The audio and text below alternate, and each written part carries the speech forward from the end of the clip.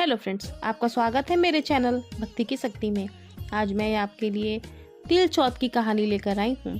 अगर आपको मेरी ये कहानी अच्छी लगे तो कमेंट बॉक्स में गणेश भगवान की जय अवश्य लिखें। और अगर आप मेरे चैनल पर नए हैं और अभी तक आपने मेरे चैनल को सब्सक्राइब नहीं किया है तो प्लीज़ सब्सक्राइब कर लें और बेल आइकन पर प्रेस कर दें ताकि मेरे नए आने वाली वीडियो की नोटिफिकेशन आपको मिलती रहे।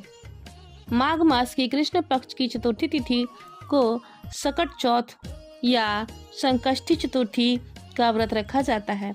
इस दिन लोग भगवान गणेश की विधि विधान से पूजा अर्चना करते हैं। धार्मिक मान्यताओं के अनुसार सकट चौथ का व्रत रखने से संतान निरोगी और दीर्घायु होती है। भगवान श्री गणेश की कृपा से सभी बिगड़े काम भी बन जाते हैं। सकट चौथ के दिन चंद्रमा को अर्घ देने के बाद ही व्रत का पारण किया जाता है। तो आइए शुरू करते हैं सकट चौथ व्रत की कथा। किसी गांव में एक देवरानी जेठानी रहती थी। जेठानी बहुत ही अमीर थी और उसे अपनी अमीरी का बहुत ही घमंड था और देवरानी बहुत ही गरीब थी। देवरानी गणेश जी की भक्त थी। वो रोज गणेश जी की पूजा पाठ किया करती थी। देवरानी का पति जंगल से लकड़ी काट कर लाता और उसे बेचता था और अक्सर बीमार रहता था। देवरानी जेठानी के घर का सारा काम करती थी और बदले में जेठानी बचा हुआ खाना, पुराने कपड़े आदि उसे दे दिया करती थी। इसी तरह से देवरानी के परिवार का पालन पोषण हो रहा था। माघ महीने में देवरानी ने तिल चौथ का व्रत किया। 5 आने का तिल व गुड़ लाकर तिलकुट बनाई, पूजा की और तिल चौथ की कथा सुनी और तिलकुट छीके में रख दी और सोची कि चांद निकलने पर ही पहले तिलकुट खाएगी, उसके बाद ही कुछ खाएगी। कथा सुनकर और पूजा पाठ करके वो जेठानी के घर गई। खाना बनाकर जेठानी के बच्चों से खाना खाने को बोली तो बच्चे बोले, माँ ने व्रत किया है और माँ भूखी है। जब माँ खाना खाएंगी तभी हम खाना खाएंगे। फिर उसने जेठ जी से खाना खाने को कही तो जेठ जी बोले, मैं अकेला नहीं खाऊंगा। जब चांद निकलेगा तब हम सब मिलकर साथ में खाना खाएंगे। तब देवरानी ने अपनी जेठानी से बोला कि दीदी, आज मैंने व्रत रखा है, इसलिए आज मुझे जल्दी घर जाना है, इसलिए मुझे कुछ खाने को दे दो। तब जेठानी बोली, आज तो किसी ने खाना नहीं खाया है, मैं तुम्हें कैसे दे दूं? तुम सुबह सवेरे ही बचा हुआ खाना ले जाना। देवरानी के घर पति बच्चे सब आस लगाए बैठे हुए थे कि आज तो त्योहार है, आज तो कुछ पकवान आदि खाने को मिलेंगे। परंतु जब बच्चों को पता चला कि आज तो रोटी भी नहीं मिलेगी तो बच्चे रोने लगे। उसके पति को भी बहुत गुस्सा आया। वह बोला, सारा दिन काम करके भी 2 रोटी नहीं ला सकती हो तो काम क्यों करती हो? पति ने गुस्से में उठकर कपड़े धोने वाले धोबने से अपनी पत्नी को बहुत मारा। धोबना छूट गया तो पाटे से मारा।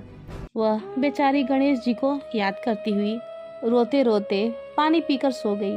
उस दिन गणेश जी देवरानी के सपने में आए और बोले, धोबने मारी, पाटे मारी, सो रही है या जाग रही है? तब वह बोली, कुछ सो रही हूँ, कुछ जाग रही हूँ। गणेश जी बोले, भूख लगी है, कुछ खाने को दे दो। तब देवरानी बोली, क्या दूँ? मेरे घर में तो अन्न का एक दाना तक नहीं है। जेठानी बचा खुचा खाना देती थी, आज वह भी नहीं मिला। पूजा का बचा हुआ तिलकुट छीके में पड़ा है, वही खा लो। तिलकुट खाने के बाद गणेश जी बोले, धोबने मारी, पाटे मारी, निपटाई लगी है, कहाँ निपटे? यह पड़ा है घर, जहाँ चाहे वहाँ निपटा लो। फिर गणेश जी बच्चे की तरह बोले, अब मैं पोछूं कहाँ? नींद में मग्न देवरानी को गुस्सा आया कि कब से तंग किए जा रहे हो, और वो गुस्से में बोली, मेरे सर पे पोंछ दो। और कहाँ पोछोगे?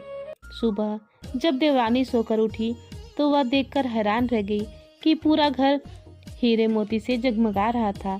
सर पर जहाँ विनायक जी पोंछ कर गए थे वहाँ हीरे के टीके व बिंदी जगमगा रहे थे।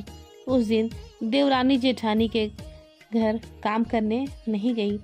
बड़ी देर तक राह देखने के बाद जेठानी ने अपने बच्चों को देवरानी को बुलाने के लिए भेजा। जेठानी सोची कि कल खाना नहीं दी, इसलिए शायद देवरानी बुरा मान गई है। बच्चे घर पहुँचे और बोले, चाची चलो, माँ ने बुलाया है। सारा काम पड़ा है। देवरानी ने जवाब दिया, अब उसकी ज़रूरत नहीं है, भगवान गणेश जी की कृपा से घर में सब कुछ है। बच्चों ने जाकर माँ को बताया कि चाची का तो पूरा घर हीरे मोतियों से जगमगा रहा है। जेठानी दौड़ती हुई देवरानी के पास गई और पूछी कि यह सब कैसे हुआ। देवरानी ने उसके साथ जो कुछ भी हुआ वह अपनी जेठानी को बता दी। देवरानी दिल की बहुत साफ थी। घर लौटकर जेठानी ने अपने पति को बोली कि आप मुझे धोबने और पाटे से मारो। उसका पति बोला, भली मानस, मैंने कभी तुम पर हाथ नहीं उठाया है, मैं तुम्हें धोबने और पाटे से कैसे मार सकता हूँ। वह नहीं मानी और जिद करने लगी।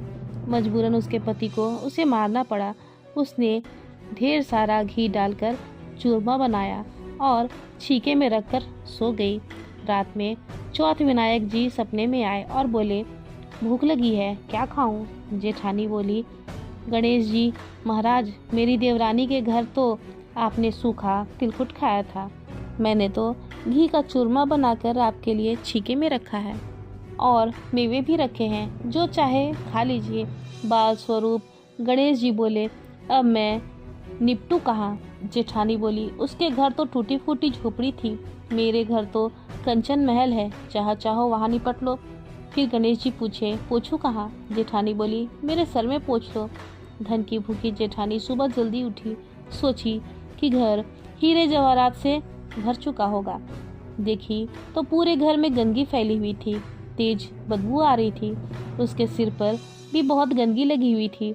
वह बोली, हे गणेश जी महाराज, ये आपने क्या किया? मुझसे रूठे और देवरानी पर टूटे। जेठानी ने घर की सफाई करने की बहुत कोशिश की, परंतु गंदगी और ज़्यादा फैलती गई।